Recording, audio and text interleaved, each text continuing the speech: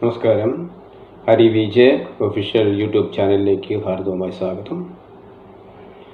ഇന്ന് നമ്മൾ ഭരണി നക്ഷത്രത്തെക്കുറിച്ചാണ് ഇന്ന് നമ്മളുടെ ചിന്ത. ഭരണി നക്ഷത്രത്തിൻ്റെ പൊതുലക്ഷണങ്ങൾ.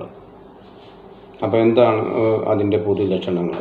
ഭരണി നക്ഷത്രത്തിൻ്റെ ദശാനാഥൻ ശുക്രനാണ്.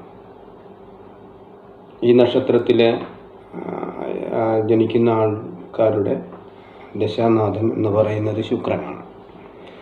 അപ്പോൾ ഈ നക്ഷത്രത്തിലെ ആളുകൾ സാധാരണയായി എല്ലാവരും ഇഷ്ടപ്പെടുന്ന ഒരു ആളായിരിക്കും. കാരണം ഇവരെ എപ്പോഴും എല്ലാവർക്കും വളരെ ഇഷ്ടമായിരിക്കും. ആർക്കും ദോഷം മനഃപൂർവ്വം ചെയ്യാതിരിക്കുവാൻ ശ്രമിക്കുന്ന, മനഃപൂർവ്വമായിട്ടല്ലെങ്കിൽ തന്നെ അവരിൽ നിന്നും ഉണ്ടാവത്തില്ല. അങ്ങനെ ഒരു പ്രത്യേക സ്വഭാവത്തിൻ്റെ ഉടമയായിരിക്കും. എന്നാൽ ഇതുവരെ എന്തെല്ലാം കഷ്ടനഷ്ടങ്ങൾ വന്നാലും മനസാക്ഷിക്ക് നിരക്കാത്തതായ യാതൊന്നും ഇവർ മറ്റൊരാളോട് പെരുമാറുന്നതല്ല. ജീവിതത്തിൽ അതുപോലെ തന്നെ അതുകൊണ്ടൊക്കെ അവർക്ക് ഒത്തിരി പരാജയങ്ങൾ ഏറ്റുവാങ്ങേണ്ടതായിട്ട് കാണുന്നുണ്ട്. അതുകൊണ്ട് തന്നെ ജീവിതത്തിലെ പലരുമായിട്ടും എത്ര വലിയ ഉപകാരം ചെയ്ത ആളാണെങ്കിൽ പോലും പെട്ടെന്ന് ആ മനഃശക്തി അതിനെ വളരെ കുറഞ്ഞവരായിരിക്കും. അപ്പോൾ അതുകൊണ്ട് അവർ എപ്പോഴും ശോഭിതരാകാനായിട്ടുള്ള സാധ്യത കൂടുതലായിട്ടുണ്ടാവും. ഇവരുടെ ഒരു പൊതുവായിട്ട് അവർ ഉപകാരസ്മരണകളാണെങ്കിൽ ആരെങ്കിലും അവർക്ക് ഉപകാരം ചെയ്തെങ്കിൽ പോലും ഇവരത് പ്രത്യേകമായിട്ടൊന്നും എടുക്കാതെ തന്നെ അവരോട് ശോഭിതരാകുന്ന ഒരു സ്വഭാവക്കാരായിരിക്കും.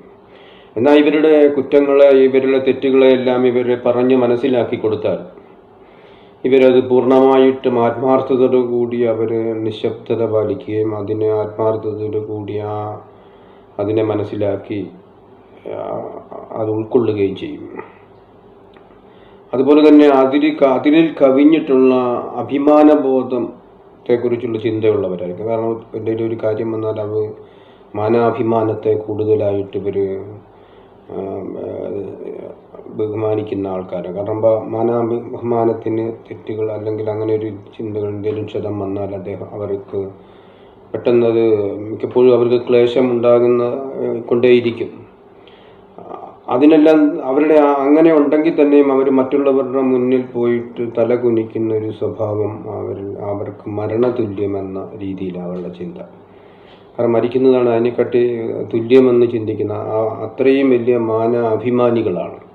ഇതാണ് അവരെക്കുറിച്ച് പൊതുവായിട്ട് നമുക്ക് കാണാൻ കഴിയും. ഇവർക്ക് തന്നെ അങ്ങനെയുള്ള പല ഘട്ടങ്ങളും വന്നിട്ടുണ്ടെങ്കിലും സഹപ്രവർത്തകർക്കും ഇവരെ സന്നദ്ധരായി എന്തെങ്കിലും ഒരു പ്രശ്നങ്ങൾ ഉണ്ടാകുന്നവരാണെങ്കിൽ സഹപ്രവർത്തകർക്ക് എന്തെങ്കിലും പ്രശ്നങ്ങളുണ്ടായാൽ ആ സ്പോട്ടിൽ അവിടെ അങ്ങനെ ചെയ്തവരാണെന്നുള്ള ഒരു ചിന്തയൊന്നും വെക്കാതെ തന്നെ അവർക്ക് ഉപകാരമോ അല്ലെങ്കിൽ ഉപദ്രവമോ ചെയ്തെന്ന് പറഞ്ഞാൽ പോലും അവരതിനെ പെട്ടെന്ന് മറന്നുകൊണ്ട് ഒരാവശ്യങ്ങൾ വരുമ്പോൾ അവരുടെ സാന്നിധ്യവും അവർ ആ ഉപകാരങ്ങൾ ചെയ്യുവാനുള്ള ആ വലിയൊരു മനസ്സ് അങ്ങനെ ഒരു വലിയ മനസ്സിൻ്റെ ഉടമയായിരിക്കും.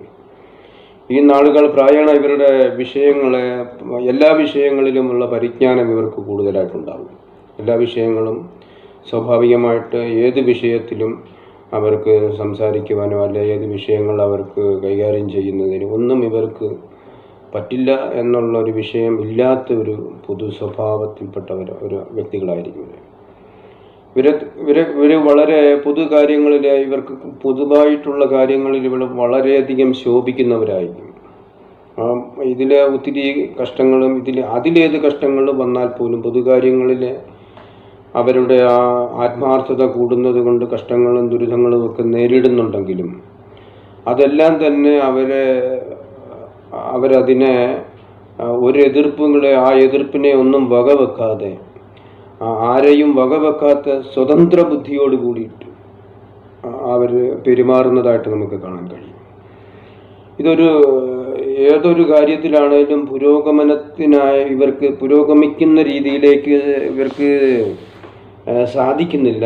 കാരണം ഈ പരിവർത്തനങ്ങളെയും പരാജയങ്ങളെയും എപ്പോഴും നേരിടുന്നവരായിട്ടാണ് ഇവരെ കാണുന്നത്. കാരണം ഇവരുടെ ഈ സ്വഭാവം കൊണ്ട് തന്നെയായിരിക്കും. കാരണം ഏത് സമയത്തും ഏത് വിധത്തിലുള്ള രീതിയിലും അവരെ ആത്മാർത്ഥതയുള്ളവരാണെന്ന് മറ്റുള്ളവരെ ബോധ്യപ്പെട്ട് വരുമ്പോഴേക്കും ഇവരുടെ പരാജയം കഴിഞ്ഞിട്ടുണ്ടാകും. അത്രയും ദൃഢശക്തിയുള്ള അവരുടെ ജീവിതത്തിൽ അങ്ങനെ ഒരു വലിയ ശക്തിയുള്ള ഒരു നാളിൻ്റെ ഉടമയിലായിരിക്കും ഇവരെ സംബന്ധിച്ചോളം ഇവർക്ക് ശുക്രദശയിലാണ് ഇവരുടെ ജനനം തന്നെ. 20 വർഷമാണ് ഇവരുടെ ശുക്രദശ.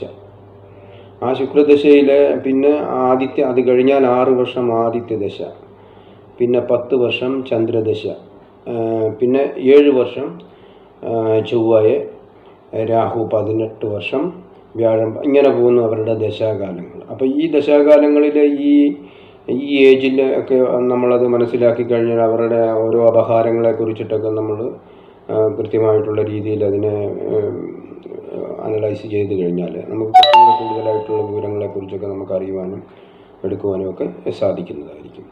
അതുപോലെ തന്നെ ഇവർ മറ്റുള്ള ആൾക്കാരുമായിട്ട് ഇടപഴകുമ്പോൾ അത് ഇവർക്ക് പരാജയം കൂടുതലുണ്ടാകുന്ന ചില നക്ഷത്രങ്ങളുണ്ട്.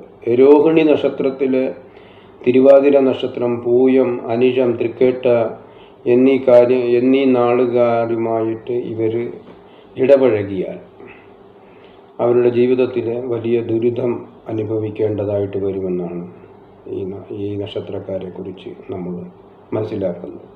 ആചാര്യന്മാർ അങ്ങനെയാണ് ഇങ്ങനെയുള്ള ചില നക്ഷത്ര സമൂഹങ്ങൾ കൂടിയിരിക്കുന്ന ആ സമൂഹത്തിൽ നിന്ന് കഴിഞ്ഞാൽ ആ സമൂഹത്തിലെ ആ ഒരു കോടാനുകോടി നക്ഷത്രങ്ങളുള്ള ആ നക്ഷത്രത്തിനെ നമ്മൾ ഭാഗിച്ച് അതിലെ ഓരോ 30 ഡിഗ്രിയിലുമുള്ള ഓരോ 3 നക്ഷത്രങ്ങളെ നമ്മൾ അംശിച്ച് വെച്ചിരിക്കുമ്പോൾ ആ 3 നക്ഷത്രങ്ങളിലെ ഇങ്ങനെയുള്ള ഈ നക്ഷത്രങ്ങളുമായിട്ടുള്ള വീഴ്ചകളോ അവരുമായിട്ടുള്ള സഹവർത്തിത്വങ്ങളോ ഒക്കെ ഇവർക്ക് പരാജയമുണ്ടാക്കുമെന്നാണ് ആചാര്യൻ്റെ അഭിപ്രായം. അതുപോലെ തന്നെ ഈ നക്ഷത്രത്തിലുള്ള എല്ലാ ആൾക്കാരുടെയും അവരുടെ ഏജിൻ്റെ അനുസരിച്ച് ദശാകാലങ്ങളുടെ അനുസരിച്ച് ഈ പൊതുവായിട്ട് മറ്റുള്ള രീതിയിലെല്ലാം മാറ്റങ്ങൾ ഇങ്ങനെ ജീവിതത്തിൽ വന്നുകൊണ്ടേയിരിക്കും.